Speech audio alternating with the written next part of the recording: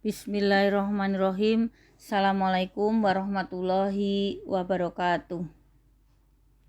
Alhamdulillahirrabbilalamin. Sebelum pembelajaran dimulai, Ibu akan memperkenalkan diri. Nama saya Siti Nurul Hasanah SPD, pengajar kelas 10.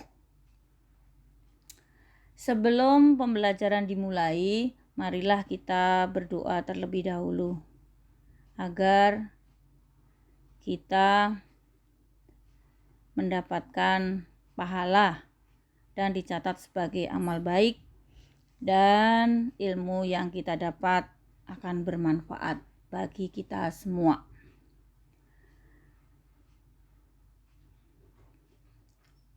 KD yang kita pelajari pada pertemuan pertama ini yaitu KD 31, kemudian 41, 32, dan 42. Tujuan pembelajarannya itu ada 4.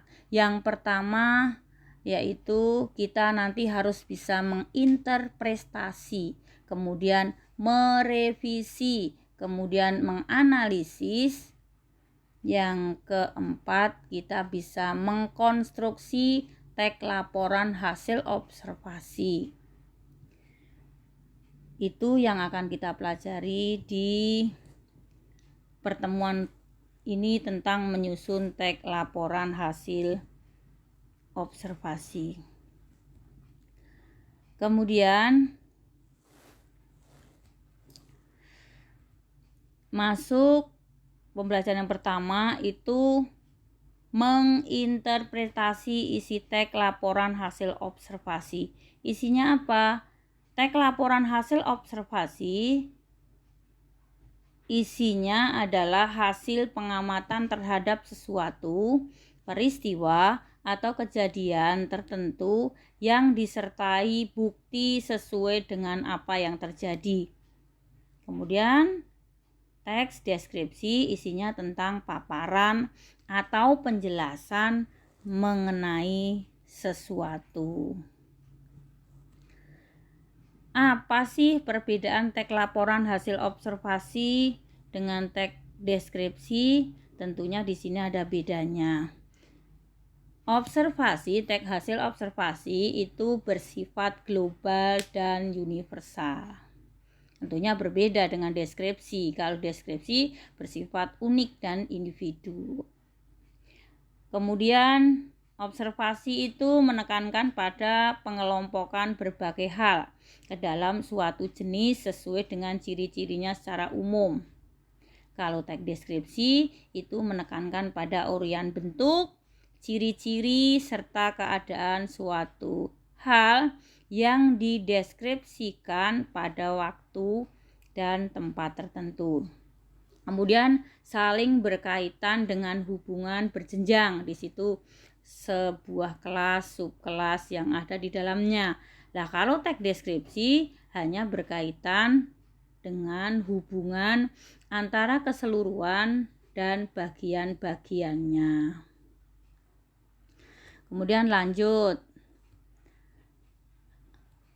Ringkasan, tentunya di situ yang namanya ringkasan nanti semuanya dari semua teks itu ada ringkasannya, baik observasi maupun teks deskripsi ya. Ringkasan adalah pokok-pokok pikiran yang dirangkai menjadi satu dengan tetap memperhatikan uraian isi, bagian, dan sudut pandang ataupun pendapat pengarang. Kemudian lanjut. Di situ apa sih fungsi teks laporan hasil observasi? Fungsinya ada 2. Yang pertama, untuk memberitahukan atau menjelaskan kegiatan pengamatan yang dilakukan. Memberitahukan suatu informasi kepada pihak berwenang untuk berbagai kepentingan. Kemudian yang B, menganalisis isi dan aspek kebahasaan teks laporan hasil observasi. Kalau menganalisis, tentunya di sini kalian harus lebih ekstra untuk belajarnya, karena tentunya menganalisis itu tingkatannya akan lebih sulit ya. Apa sih yang dianalisis? Tentunya struktur dari teks hasil observasi. Itu ada pernyataan umum atau bisa dikatakan klasifikasi. Isinya apa? Pembuka atau pengantar hal yang akan disampaikan. Jadi itu bisa dikatakan sebagai kalimat definisi. Kemudian ada deskripsi bagian. Isinya apa? Menjelaskan detail mengenai objek dan bagian-bagiannya. Yang terakhir adalah deskripsi manfaat, berisi manfaat yang diamati. Tentunya dalam teks laporan hasil observasi harus ada manfaatnya. Dan itu pun harus lengkap, semuanya harus ada.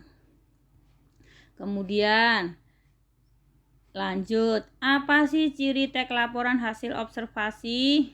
Cirinya yang pertama mengandung verba, mengandung konjungsi, ada kata bersinonim, ada kata berantonim. Nanti kalian bisa mencari referensi banyak buku-buku yang tentunya di sini tentang laporan hasil observasi. Ada empat itu tentunya harus kalian pahami. Kemudian dalam yang C itu memperbaiki isi teks laporan hasil observasi. Tentunya nanti ada beberapa teks yang di situ kalian harus bisa melengkapi, harus bisa mengubah, harus bisa menilai. Nanti terakhir kan kalian harus bisa mengkonstruksi. Makanya di sini diperbaiki kalau ada teks observasi yang belum lengkap, maka caranya bagaimana? Tentunya dalam teks observasi itu hanya 3 hal itu tadi ya. Ada pernyataan umum atau definisi atau klasifikasi yang itu isinya adalah pembuka atau pengantar hal yang akan disampaikan. Kemudian deskripsi bagian, isinya apa? Isinya penjelasan detail mengenai objek atau bagian-bagiannya. Yang terakhir deskripsi manfaat yang berisi objek yang diamati. Kemudian Ibu akan menyimpulkan sebelum pembelajaran ini diakhiri ya. Itu ada 4 yang Ibu simpulkan, yang perlu Ibu garis bawahi, dan tentunya di sini kalian harus mampu, harus bisa. Simpulan yang pertama itu teks laporan hasil observasi itu disusun dengan struktur 3 tadi ya. Ada pernyataan umum atau klasifikasi, deskripsi bagian, dan deskripsi manfaat. Yang kedua, pernyataan umum berisi pembuka atau pengantar hal yang akan disampaikan. Tentunya bagian ini berisi hal umum tentang objek yang akan dikaji, menjelaskan secara garis besar pemahaman tentang hal yang kita tulis, yang kita pelajari, yang kita amati. Kemudian yang ketiga ada deskripsi bagian, isinya tentunya uraian detail mengenai objek atau bagian-bagian yang ditulis. Deskripsi manfaat apa? Menunjukkan bahwa setiap objek yang kita amati, yang kita cermati itu memiliki manfaat atau memiliki fungsi dalam kehidupan. Itu penting, ada 3 itu ya. Apa saja sih kaidah kebahasaan teks laporan hasil observasi? Tadi ada 4. Penggunaan kata, di situ ada frasa nomina.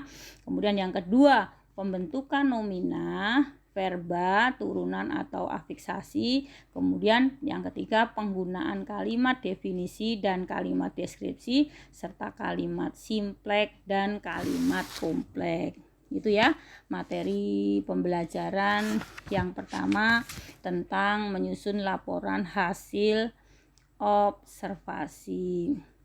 Itu saja yang Ibu sampaikan, kurang lebihnya mohon maaf. Alhamdulillahirabbil alamin. Wassalamualaikum warahmatullahi wabarakatuh.